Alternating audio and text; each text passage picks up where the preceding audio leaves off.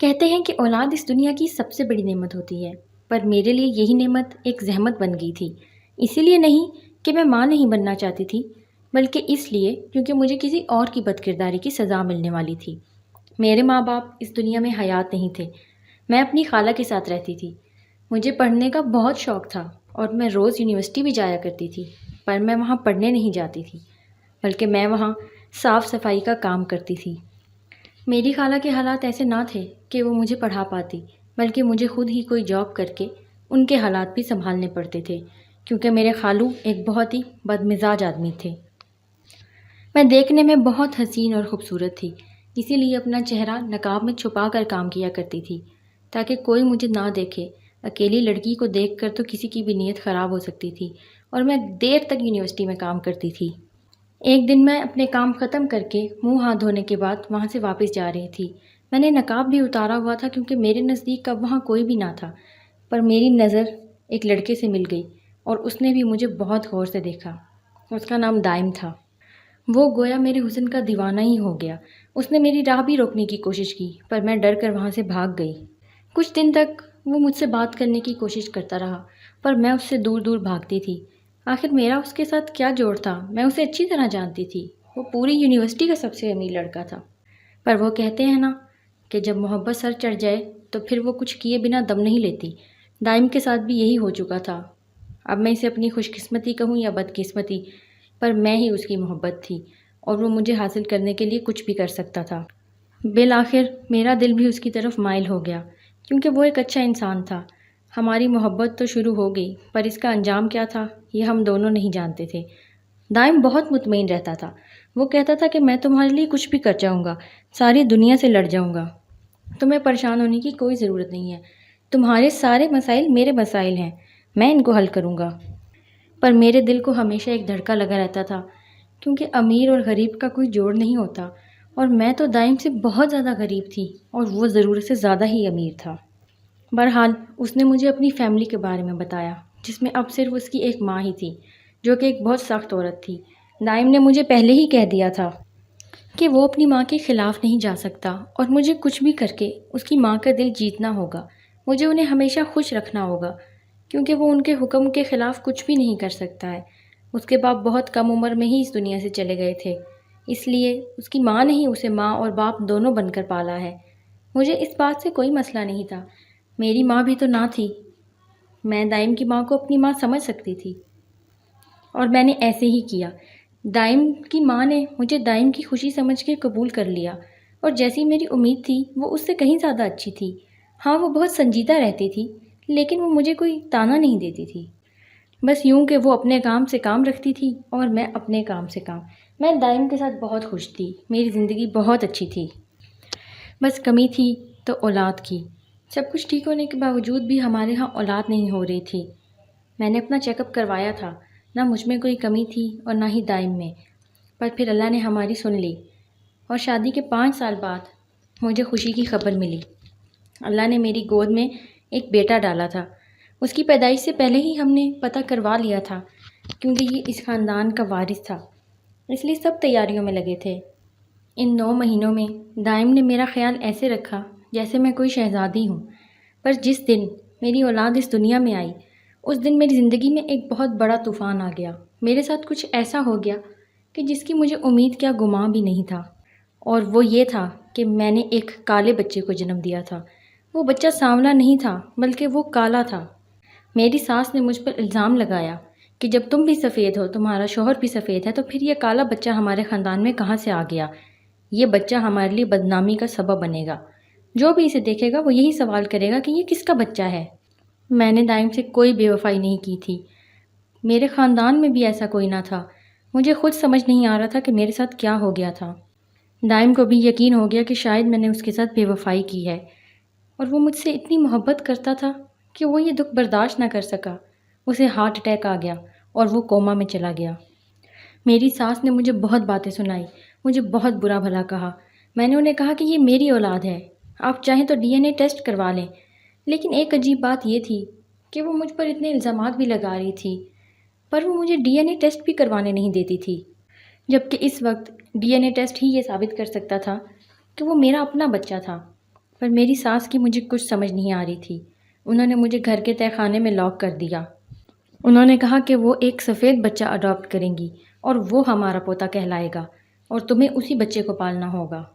اور میرے بچے کو انہوں نے یتیم خانے میں ڈالنے کا فیصلہ کر لیا۔ میں نے ان سے بہت منتیں کی، کہا کہ ایسا نہیں کریں، پر انہوں نے کہا کہ اب ایسا ہی ہوگا اور 1 ہفتے کے اندر ہوگا۔ وہ 1 ہفتہ میں تہہ خانے میں تھی۔ میں نے بہت کوشش کی کہ مجھے کوئی ایسی چیز مل جائے جس سے میں تالا توڑ سکوں۔ مجھے ایسا تو کچھ نہ ملا، پر مجھے ایک تصویر ملی جس میں ایک کالا سا شخص کھڑا تھا۔ اس تصویر میں ایک کالا شخص کھڑا تھا اور وہ تصویر آدھی پھٹی ہوئی تھی، پر اس تصویر میں ایک کالے شخص کے ساتھ ایک عورت کا ہاتھ بھی نظر آ رہا تھا۔ پہلے میں نے اس تصویر پر دھیان نہیں دیا، لیکن مجھے وہاں کچھ ایسا سامان مل گیا جس سے میں کھڑکی کھول سکتی تھی۔ میں نے کھڑکی کھولی اور وہاں سے جا کر اپنے بچے کے ساتھ ہسپتال پہنچی۔ دائم اب تک کوما میں تھا۔ میں بہت روئی، اس کی منتیں کی کہ وہ واپس آ جائے، کیونکہ میں اس کی ماں سے اکیلے نہیں لڑ سکتی اور وہ میری زندگی برباد کرنا چاہتی ہیں۔ میں نے ڈاکٹر سے پوچھا، ڈاکٹر نے کہا کہ وہ کبھی بھی واپس آ سکتا ہے یا پھر کبھی بھی نہیں آ سکتا، آپ بس دعا کریں۔ میں نے ڈاکٹر سے یہ بھی پوچھا کہ ڈی این اے ٹیسٹ کروانے کے لیے کیا ضروری ہوتا ہے۔ انہوں نے مجھے بتایا کہ ڈی این اے ٹیسٹ بالوں اور خون کے سیمپل سے بھی ہوتا ہے۔ میں نے ڈاکٹر کی منت کی اور انہوں نے مجھے دائم کے خون کا سیمپل دے دیا۔ میں نے وہیں پر ٹیسٹ کروایا اور وہ ٹیسٹ پازیٹیو تھا۔ میں واپس آئی تو میری ساس اپنے پاس ایک سفید بچہ گود میں لیے کھڑی تھی اور اس نے کہا کہ آج سے یہ ہمارا پوتا ہے، اور میرے بچے کو مجھ سے چھیننے کی کوشش کی، پر میں نے اسے ٹیسٹ دکھایا۔ میں نے اسے کہا کہ یہ تو ہمارا اپنا بیٹا ہے، پھر آپ ایسا کیوں کرنا چاہتی ہیں؟ لیکن وہ پھر بھی اس بچے کو میرے پاس نہیں رہنے دینا چاہتی تھی۔ انہوں نے مجھ سے میرا بیٹا چھین لیا اور جانے کس کا بیٹا میری گود میں تھما دیا، جو کہ ایک بہت ہی سفید اور خوبصورت بچہ تھا۔ اب میری ساس نے مجھے میرے کمرے میں واپس بھیج دیا اور اس بچے کے لیے وہ ساری چیزیں لی جو ان کو میرے بچے کے لیے لینی چاہیے تھی، لیکن انہوں نے اس کے لیے کبھی کوئی چیز نہ لی تھی۔ میں اس بچے کو پال رہی تھی کیونکہ وہ بھی کسی کا بچہ تھا، لیکن اسی طرح مجھے اب گھر سے باہر جانے کا بھی حق مل گیا تھا۔ میں نے بہت کوشش کی اور میں نے اپنے بچے کو ڈھونڈ لیا، لیکن یتیم خانے والوں نے مجھے میرا بچہ واپس نہیں کیا۔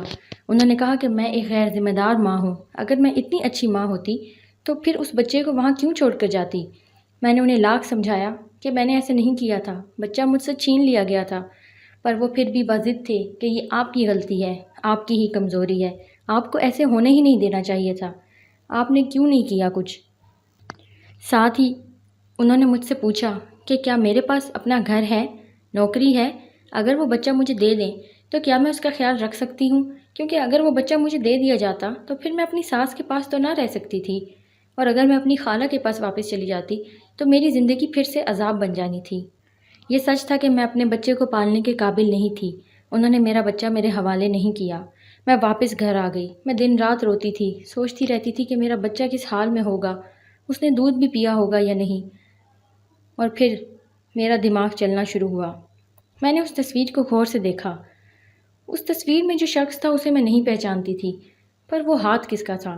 اب یہ تصویر ہی بتا سکتی تھی کہ آخر میرے ساتھ ہو کیا رہا تھا۔ مجھے اس تصویر میں ایک دکان بھی نظر آئی جو شاید اینٹیک جویلری کی دکان تھی۔ میں نے اس دکان کا بورڈ دیکھا اور میں بازار میں اس دکان کے پر پہنچ گئی۔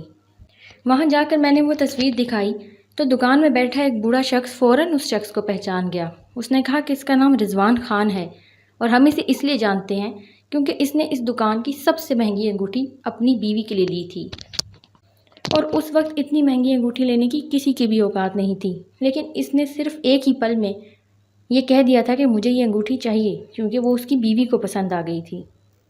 میرے پاس میری ساس کی کوئی تصویر نہیں تھی، لیکن میں نے انہیں بتایا کہ کیا وہ عورت اس طرح کی تھی، تو ان کا بتایا ہوا حلیہ میری ساس سے مل رہا تھا۔ مجھے یاد ہے کہ جب میں یونیورسٹی میں جھاڑو پھیرا کرتی تھی تو میں اکثر کلاسز کی آوازیں بھی سنا کرتی تھی۔ سائنس کی کلاس میں نے ایک آواز سنی تھی کہ انسانی وراثت نسلوں میں منتقل ہو سکتی ہے، یعنی اگر دادے کی آنکھیں نیلی ہیں اور بیٹے کی آنکھیں کالی ہوں تو ہونے والے پوتے کی آنکھیں بھی نیلی ہو سکتی ہیں۔ یا تو میرے ساتھ کوئی بہت بڑا مذاق ہو رہا تھا اور یا پھر میری ساس ہی مجھ سے کچھ چھپا رہی تھی۔ دکان والوں نے بتایا کہ جو انگوٹھی یہاں سے لی گئی تھی وہ بہت ہی قیمتی تھی، اور جس نے بھی لی ہوگی ہمیں نہیں لگتا کہ اس نے اسے کہیں بیچ دیا ہوگا۔ بہرحال انہوں نے مجھے اس انگوٹھی کی ایک صاف تصویر دکھائی۔ میں وہ صاف تصویر لے کر میری ساس کے کمرے میں گئی، اور پھر کیا ہوا، مجھے وہ انگوٹھی ان کے سامان میں سے مل گئی۔ وہ ہاتھ میری ساس کا تھا، اور وہ شخص میرا سسر تو بالکل بھی نہ تھا۔ لیکن اسی وقت میری ساس نے مجھے دیکھ لیا اور مجھ پر چوری کا الزام لگا دیا اور پولیس کو بلا لیا۔ مجھے پولیس اسٹیشن لے جایا گیا، پر میری قسمت اتنی بری نہیں تھی جتنی میں سمجھ بیٹھی تھی۔ پولیس اسٹیشن میں ایک لڑکی کام کر رہی تھی جو کمپیوٹر پہ بیٹھی تھی۔ وہ یونیورسٹی میں کام کیا کرتی تھی اور مجھے اچھی طرح جانتی تھی۔ میں نے اسے صرف اتنا کہا کہ مجھے رضوان خان کا نمبر نکال دو، جو کہ ایک بزنس مین ہے۔ پولیس والوں کے پاس لوگوں کے ریکارڈ ہونا کوئی بڑی بات نہیں ہوتی ہے، وہ آرام سے کسی کا بھی پتہ نکال سکتے ہیں۔ اس نے رضوان خان کا نمبر نکال لیا۔ قانون کے تحت مجھے صرف ایک کال کرنے کی اجازت تھی۔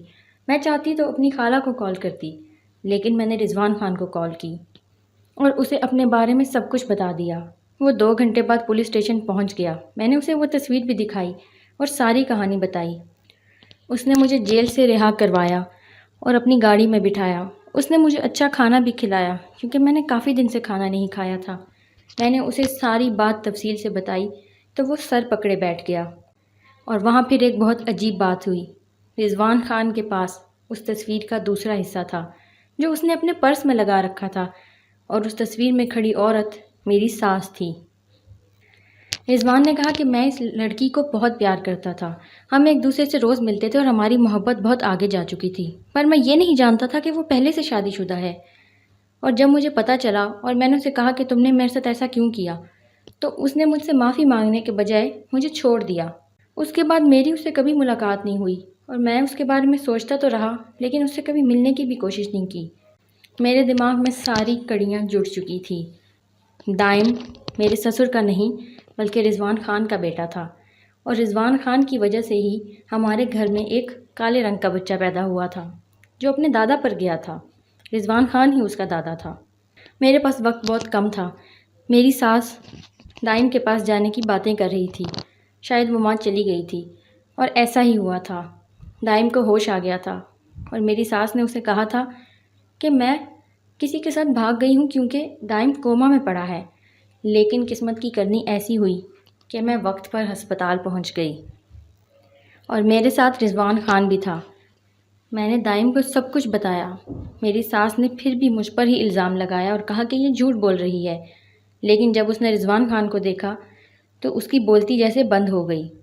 اس کے دماغ میں کوئی بات نہیں آ رہی تھی، اس کی زبان اس کا ساتھ نہیں دے رہی تھی۔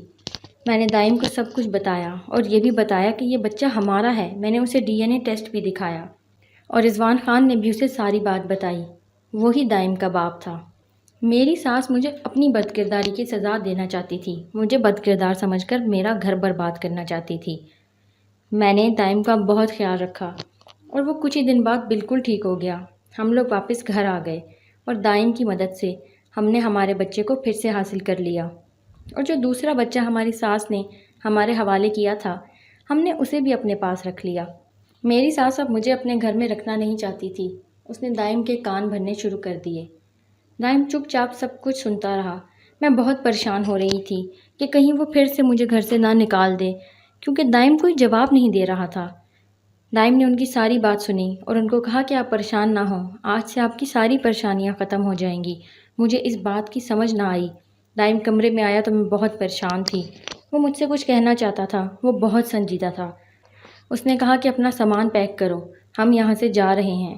جب میں نے لفظ ہم سنا تو میں حیران ہوئی، کیا ہم لوگ واقعی وہاں سے جا رہے تھے؟ دائم کا کہنا تھا کہ میں نے اس عورت پر آنکھیں بند کر کے بھروسہ کیا، لیکن یہ میرے بھروسے کے قابل نہیں تھی۔ ہم رضوان خان کے گھر جا رہے تھے، کیونکہ اب وہ اپنے پوتے کے بغیر نہیں رہنا چاہتا تھا، اور ہم ان کے ہی گھر چلے گئے۔ ان کا ایک بہت بڑا گھر تھا، وہ بہت بڑے بزنس مین تھے۔ دائم نے بھی ان کے ساتھ ہی کام کرنا شروع کر دیا۔ ہم نے دونوں بچوں کو اپنے ساتھ رکھ لیا اور ان کی ولدیت میں دائم کا نام ہی لکھوایا۔ میری ساس نے میرے سسر کو دھوکہ دیا تھا، کسی اور شخص کے ساتھ چکر چلایا تھا، لیکن میری ساس کی خوش قسمتی تھی کہ اس کے گھر ایک سفید بچہ پیدا ہوا تھا۔ میں نے اپنی ساس کو کال کی اور ان کو صرف اتنا کہا کہ جس کالے بچے کو آپ نے کالا کہہ کے ہماری زندگی عذاب کرنے کی کوشش کی ہے، اگر یہی کالا بچہ آپ کے گھر ایک نسل پہلے پیدا ہو جاتا تو آج آپ کی زندگی بھی عذاب ہو چکی ہوتی۔ اب میرے 2 بیٹے ہیں اور میں ان دونوں کے ساتھ بہت خوش ہوں۔ دائم کو بھی اپنا باپ واپس مل گیا ہے اور وہ لوگ بھی آپس میں بہت خوش رہتے ہیں۔ رضوان خان نے کئی بار میرا شکریہ ادا کیا۔ وہ کہتے ہیں کہ تم میری زندگی میں دوبارہ خوشیاں لے کر آئی ہو، تم نے مجھے میرے بیٹے اور میرے پوتے سے ملوایا ہے۔ زندگی بہت عجیب ہے، یہ کبھی کبھی ہمارے ساتھ ایسے کھیل کھیل جاتی ہے کہ ہم حیران رہ جاتے ہیں۔